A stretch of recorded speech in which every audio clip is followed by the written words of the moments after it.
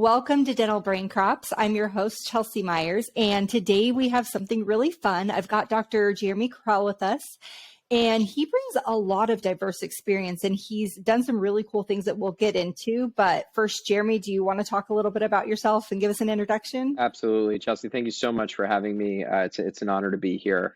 My background is non-traditional in the dental track. I am a general dentist. I've been so for the better part of the last decade. I first practiced in a location helping a doctor modernize his practice and get it ready for acquisition. I then went to another practice that had two locations already, wanted to open up a third within pediatrics and a completely different sort of payer mix. And so I opened up that third practice and did well, taught sort of a self-taught pediatric dental residency, if you will.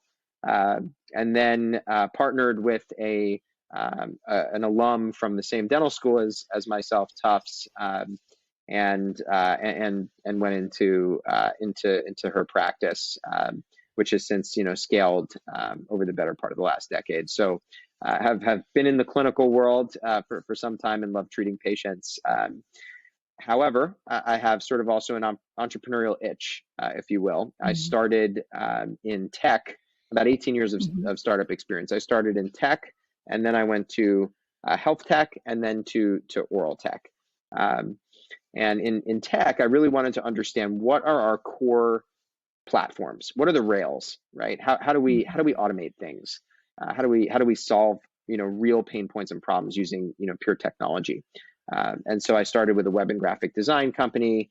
I sold two of those. I went to a luxury good and commodity service targeting college students, which was really a SaaS platform, right? I then went to an incubator that I started in Boston, scaled to New York, Chicago, San Francisco, where I got to see lots of different companies that came through and help them with some of their core business challenges like recruitment of people, fundraising, as well as providing some services that are otherwise expensive for them. So that was my tech background. Then I went into health tech. I really, in particular, wanted to understand the insurance landscape. Now, in dentistry, insurance works a little bit differently than in medicine, whereas medicine is more of a traditional kind of insurance product, and in dentistry, there's sort of a cap on the amount of reimbursement there. So I went to Oscar Health Insurance and understood sort of a company redesigning their version of what health insurance they thought should look like. Learned a tremendous amount there. Then I pivoted into oral tech. I went to Quip first, and I was effectively the dentist behind Quip. Scaled up kind of the professional channel, bringing on nearly 75,000 dental professionals to the platform. Obviously, it's sort of a combined product and services company, or a bunch of oral hygiene products like the subscription electric toothbrush, and toothpaste, and a whole line of floss and mouthwash, a whole line of other products, and in addition, services, the ability to kind of find, book, and pay for a dentist. And so Quip really gave me that initial experience in scaling something up in oral health. And in particular, was really part of that direct-to-consumer bubble that occurred and included the oral health sphere. I then moved on to starting my own management consulting firm for oral health startups called the Barchester Bay Group. I have about 40 companies under management, about 12.5 of my own investments. And so many of them kind of saying we were listening, and so many of them saying funding is such a challenge in this space, and so started Revere Partners, which is the first independent VC fund in oral health. So that's my background, really diverse from sort of the clinical, pure clinical side to technology, to the payer side, and then ultimately kind of sitting back within oral health startups that combine all of those elements: the clinical, the payer, and the technology. Yeah, I love that. And I love that. And then it allows you to really be so knowledgeable in so many aspects. And so here's the thing, though, when you're describing it, it just sounds like this, but we all know that the entrepreneurial journey is a lot more like this. And That's so right. my question is, when you're attacking like a problem solving situation, whether you're trying to grow one practice or scale to multiple practices or look at the recruitment or automating with tech, how do you frame up problems? Like when you've got a challenge in front of you, what is your process for attacking it? Yeah, absolutely. So, first of all, you're 100% correct in that for every one of the successes I've sort of had in my journey, there are multiple failures behind it. And I'm definitely a big believer of you learn as much, if not more, from those failures as you do from 100%. the successes. We Yeah. try with failures, and I'll kind of equate it to, seasonal sport right now, right? Skiing, right? Yeah. If you're not an excellent skier, you kind of go into it accepting that you're going to fall, right? It's the same thing kind of Yes. with baseball as well as another thing. You're gonna run to the base. You accept the fact that sometimes you're gonna slide into the base, right? The Yeah. key is to slide or to fall well, right? In startups, what that means is failing, but failing hard early, right? Not getting, not wasting years and years on a failure, but failing hard early. To your second question around problems, I think part number one is identify the problem, right? And that's quite frankly that's half the battle. To be really sort of assertive and aware and to be honest with yourself and with your team as to what the real problems are, right? I think sometimes there are symptoms that cover up problems. There are results of bad process or other pain points that help to convolute and otherwise confuse what the real problem is. So the first bit is really kind of getting to what is the real problem or pain point in the practice, right? Then point number two is to figure out how exactly what solution or what are the different types of solutions that I can employ, and anything is on the table, right, to solve what that problem is. So anything meaning maybe we create something of our own in this practice that fits this custom problem. And maybe it's a type of problem where, look, there are other things that are built, other solutions that are built that might help to resolve that problem. I think the key piece here is, to avoid repeating mistakes of the past, right? I don't just want to put in place the same solution or more of the same solution, that I just tried that just didn't work for us. I want to try something perhaps a little bit different that might have a better chance of longer term success in the practice. So I think point two is, sort of that research phase, fact gathering phase, whatever it may entail, demos, opening yourself up, right, to new possible solutions is point number two. And then the last point, third point, is really implementation and execution, right? And that's a really tough one. It's a challenge in the dental office because you have a staff that follows very specific protocols and workflows within the office. And so creating a new workflow can sometimes be painful. Even if that workflow is a direct solve to your pain point, the overall implementation and execution can become a pain point into itself.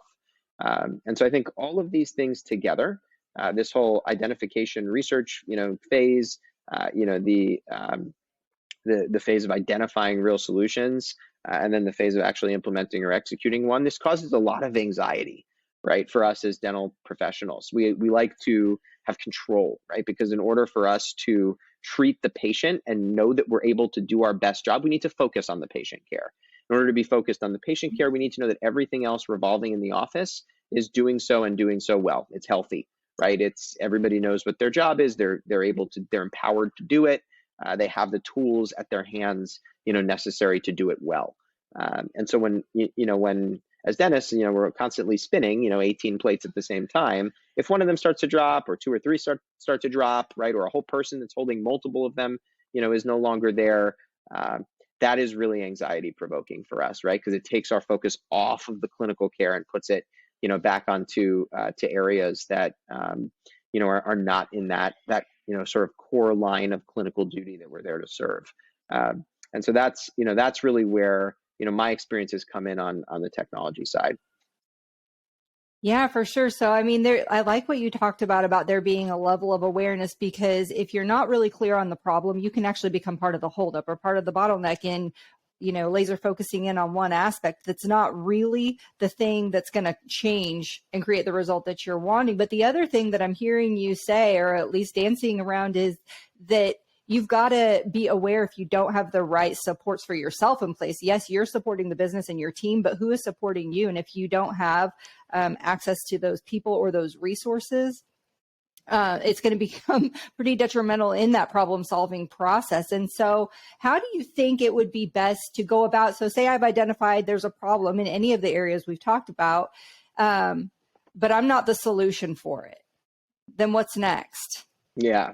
So absolutely. I think some really key areas that you hit on there, and the dentist can really, and so on that first one, just to echo your point, the dentist can be, from my experience in the startup world, can be the holdup, right? And so I think it's important for us all as clinicians to be aware, right? Because we are the practice owner, we are the final sort of decision maker, right? But on the other hand, we're busy, right? We've set up these defenses at the front, front of house, whether it's mailers or it's emails or it's calls or it's reps coming in the office, right? We've sort of defended ourselves against, sort of hearing, new ideas, because there's a lot of noise that comes with those new ideas, right? Even the folks in our office sometimes catch wind of new ideas. They become sort of internal champions. They spot a problem and they heard of some sort of solution, and sometimes we're even tuned out to that, right? So it's really, really important on point one there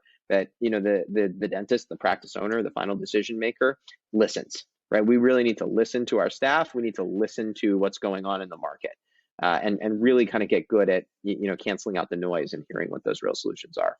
To the second point, how do you feel personally supported? I personally think it's a mix, at least from my experience, it's a mix of excellent people who are empowered to do their job, whom I know and trust, in combination with excellent technology that I know those people know how to work and use, but can also automate some processes that frankly sometimes do it better than the human being, right? At the end of the day, we don't work like a computer.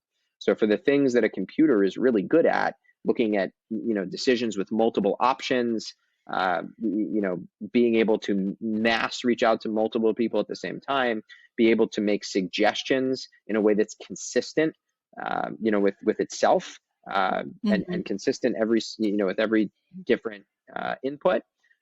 Is really important, to sometimes consider, right? So I think it's hitting this healthy balance of automation or technology usage, along with empowering those people, right? And they can coexist, right? There's not this world where one is kind of always stepping on the other's toe, right? There's not this. I don't see a world where the human is canceled out and the AI or the robot or the technology runs everything. That's not the world we're headed towards, right? We're headed towards a world where the human can do their job better. Right. And I think that it can be kind of counterintuitive when you come up against these challenges, because I think the thought is sometimes my loyalty is to the business first. And if I'm loyal to the business or the practice or the organization, then I'm putting everything else, including my stress load, second. But when you take a look at it, if I'm leading this business and leading my team and I'm frustrated and unsatisfied like 90% of the time, then I'm not really putting the organization first, because it's not my most effective me. And so what you were talking about, being balancing, setting aside time to listen to the team or listen to the market, say, hey, this thing actually will improve all the areas that are causing you stress, is really important.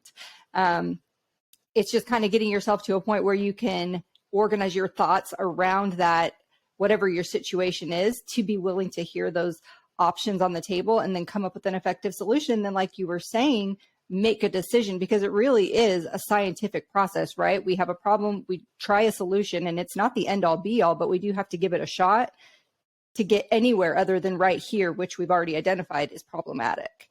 That's right. And it's, if you can't already tell, I'm a fan of analogies, right? And I think the analogy here, there's sort of two of them, right? One of them is the parent, right?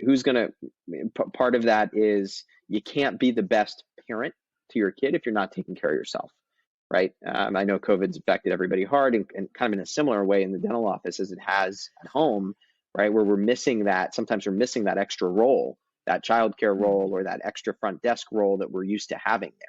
And what that can result in sometimes, if you don't have the right solutions in place, is you're stretched too thin, right? Which means you're not doing the best job you can clinically, probably, and you're also not doing the best job, on the business side. So you do have to have this careful balance right? Because there is a scenario of who's going to care when I'm not there, right? That's the other side of parenting. You leave your kid at school or at camp, right? When you go back to the back of your office to practice clinically on your patient, and the front of house is in somebody else's hands, right? Who is going to care there? Can you trust them, and can you trust the systems they're going to hold up no matter what the scenario is, and isn't going to impact your ability to provide care? Because if you have some disgruntled patient in the waiting room because some system or process is falling apart, that's going to impede you inevitably from doing the best job you can clinically. So I think that's really important. And the other thing you have to remember, and I think doctors always are most loyal to their patients at the end of the day. I think it's also a balance between patient and the business, right? Against that clinical and the business side. You have to remember, right, the analogy from the airplane, right, which I think is hard for a lot of parents to swallow down, which is, right, if those airbags, God forbid, have to drop, they tell you put it on yourself before you put it on your kid, right? The concept there being you need to feed yourself before you can feed someone else. In other words, translated to the dental practice, if the business isn't taken care of, if some of these other needs that you can't always be on aren't being handled, you can't possibly be doing the thing that you are best trained to do, which is provide clinical care, right? So they all kind of point to all of those analogies really point to having that balance, having those systems set up and in place. I agree with you. And I think sticking with your analogy on parenting, really, this is the safest place, or I'm pointing, to my home office. The home is the safest place, right, for your kids to learn how to be successful contributors when they're adults. And so we've got to develop, which is also hard for parents. We've got to develop a tolerance for letting them fail, and even sometimes setting them up to have learning experiences. And so there has to be that similar aspect in running a business where everything, you're right, is not, when you go to do clinical work, everything in the front desk may not run exactly as you've set it up to run, but there has to be some sort of acceptance on the forefront that things are maybe not always going to go perfect, but that they're going to be learning opportunities for your team, and that you're the perfect professional to teach them. That's right. Yeah. It's having, common startup or tech, term here is sandbox, right? Having a proper sandbox happens to cross over nicely with the parenting analogy, right? There are a lot of practices I find where, the dentist is that gatekeeper. They say a lot of no's, right? No, no, no. And what you're doing there sometimes, if you say too many no's, is you are not allowing experimentation to happen, right? You're blocking the potential solutions or even potential learning points from failures from even coming in, right? On the converse side, the complete opposite. If you allow everything in with no filter, with no gate, you experiment on everything, you're going to be spread really. That's a beach. That's not a sandbox, right? You're just going to be spread so thin. You're back in the same problem as you were initially, where you had some systems, but not all systems, or some systems not working well. And so you were pulled from clinical. It's really sort of the same, same scenario there. So you need to have a proper sandbox, right? There needs to be kind of a process where your office is open to new things, new ways of, and not just new things, right? Not just new products, widgets, not just new services like technology, but the thinking, right? Your office needs to be, have a venue, a forum for people to share and think about new ideas and new ways of doing things, and to have a process for, sort of pinpointing that problem, evaluating possible solutions, trying one or two of them, and then making a decision. Right. So it's the same, there's a workflow you have in your office for scheduling patients. There's a workflow you have for following up with them. There's a workflow you have for billing them, right? This is a workflow for, trying new things in the practice. It goes right hand in hand with the clinical side. We do this when, the state boards and associations, they require continuing education, right? Because they want us to learn the new advances in science and technology and to try new things, right? We have to continue to revisit trying new things that are not just clinical in the office. Some of the new things are clinical, right? And some of them are on the business side. So we have to have a workflow and a process for doing that. And I think the other one that we've kind of, discussed or, touched on here is there has to be a process for, it's sort of a cultural point, which is a little bit out of my area of expertise, but related here. There has to be a culture for taking care of oneself. right? For making sure that each person in the office, feels empowered in their role, but also feels empowered outside of their role, right? You don't have the office and the work constantly impeding, the way they want to run their lives. You want to have, a healthy balance where they come back to the office refreshed to do their greatest work. Where they go from the office and they feel like they really got the professional satisfaction they were looking for to be happy, in their personal lives. There has to be that cultural, give and take, or, you see a lot of trends like we see right now where, COVID has sort of pushed a paradigm shift on how people Hmm. think about the workforce, right? So not to get, into a completely different subject area, but, there does need, like continuing education, we have a set workflow for learning new advances in science and technology. There needs to be, a workflow for trying new things in your practice, and there needs to be a workflow on the cultural side for, for how people, it's essentially how you retain people, right? And your company culture. Yeah, well, I think it's all related because I mean, you can have the best, you can have the best systems, you can have the latest tech, but people want to be a part of something that is growing and moving and developing. And a big portion of that is how they feel. So, am I a better person when I walk out of the office, like you said, each day? Or was I put into a box and everything I, decided to think I had to question, should I even bring this up? Because the answer is going to be no. And so really getting a communication filter, I think, in place where new ideas are welcome to be shared. And as the leader, if you think, if there's things that need to be considered or if that won't work, I think probably an approach you could think about is, this person's got an idea and there's a reason they've got an idea. Something must need improvement, or there must be a perception that something's not quite right. And so how do we take that ambition and take that creativity and channel it, in a useful way? And so maybe giving them questions rather than just shooting down the proposal, coming up with, have you thought about this, or what would your solution be for this, or how would we execute this if we implement your idea? Get them thinking, because yeah, maybe that initial idea isn't going to work, but it's what's behind it. It's that drive, and it's that, that entrepreneurial spirit that person's bringing to their position that you don't want to squash.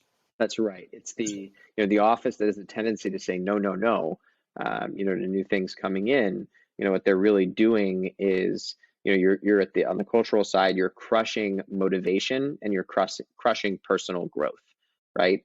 Whereas the office that listens and that has a reasonable, process for evaluating new ideas, that's the office that is, really, really helping people to be motivated and personally grow. You come out of that office feeling like, you learned something, right? You grew. You're not just the office grew, but you grew, right? And that is something that is attractive to people, and the business will benefit from it, right? So it's really important, that the office be open to new solutions. And I think the offices, the leaders in particular, the dentists as the business owners themselves, they need to look at, some of those solutions that especially the office members are bringing up, or just ideas even, and see those not as problems. Right? I think there's a tendency when we get very busy and we get very overwhelmed, and preoccupied, we view somebody bringing up, a new idea, as another problem, another task, something else we have to get to or do. Whereas it should really be looked at as an opportunity, right? This is an opportunity for that person to personally grow, and it's an opportunity for our office to personally grow. Now, I don't know where it's going to go, right? I don't know if it's going to, if it's ultimately going to work out or not. But I think, if this is something important to my staff member, and I really value my staff member, and, and I really value my business, and, full well recognize that not everything is perfect here, then we should be open to that, at least the discussion.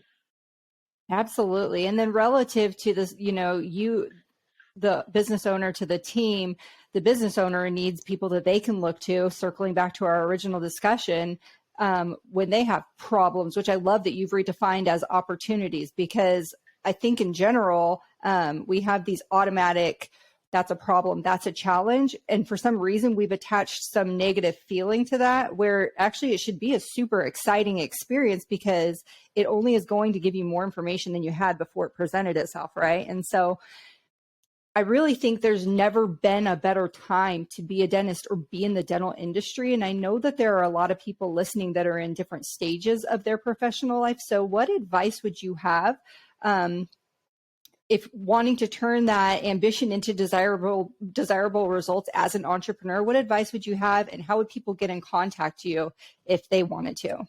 Yeah. So first, high level. Look, we've all probably heard that silly acronym, right? A dentist is part doctor, part engineer, part artist, Mhm. right?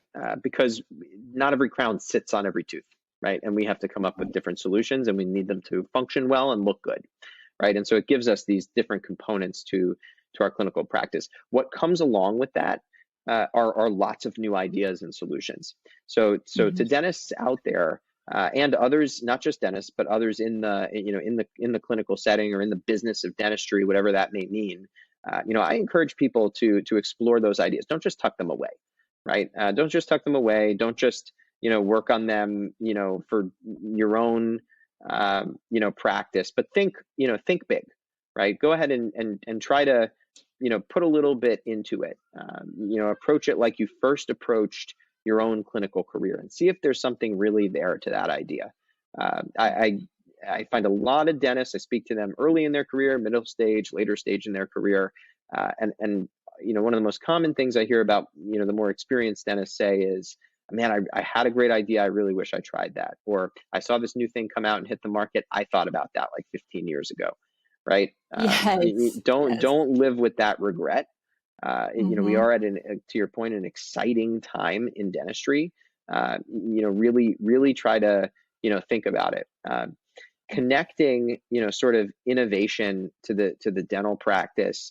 One way that I explain what Revere does, which is really the first and only venture capital fund for oral health, but kind of translated to the practice world setting, or clinical world, is what we help our providers do is get more engaged with and capture the upside of all the stuff inside the four walls, right? We know that you own your practice, and if you're growing and scaling a practice, maybe you're working with the private equity side of the world, right? But we work with all the technology inside of the four walls, right? All of the it could be anything, right? It could be your software, it could be all the biotech that you use, it could be the consumer products or the fintech kind of pay tech products, and access to care, prevention, that you use, diagnostics, therapeutics, all the way to the things that you use in an oral kind of systemic health link setting, right? If you have more of a total wellness, total body type practice. So, I'd say, a couple of things. Number one,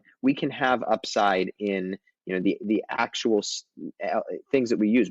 If we're going to consume more of them, if we're going to give feedback to these companies, if we're in a field like dentistry that's very kind of self-regulatory historically, then we should have, and we do have, a vested interest in being part of the products, right? I'm sitting here on my MacBook. I have my AirPods. I have my iPhone, right?